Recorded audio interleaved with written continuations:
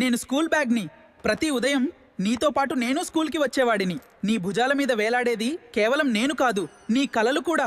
నీ lunch box, నీ homeworks, నీ చిన్న చిన్న సీక్రెట్స్ అన్నీ నాలోనే దాచుకున్నాను. ఎగ్జామ్ రోజు నువ్వు టెన్షన్ పడితే నా జిప్ కూడా వణికేది. వర్షంలో తడిచాను, ఎండలో కాలిపోయాను, కానీ నీ పుస్తకాలు మాత్రం జాగ్రత్తగా కాపాడాన్రా. నువ్వు ఫ్రెండ్స్తో ఆడుకునేప్పుడు క్లాస్ రూమ్ మూలలో నిశ్శబ్దంగా ఎదురు చూసేదాన్ని. కానీ తెలుసా, స్కూల్ అయిపోయిన రోజు నన్ను ఇంట్లో ఓ మూలకి పడేశావు. అప్పటి వరకు ప్రతిరోజు అవసరమైన నేను ఒక్కసారిగా జ్ఞాపకంగా మారిపోయాను. కానీ నీ చిన్ననాటి గుర్తొచ్చినప్పుడల్లా నాలో ఉన్న ఆ పుస్తకాల వాసనే ముందుగా గుర్తొస్తుంది.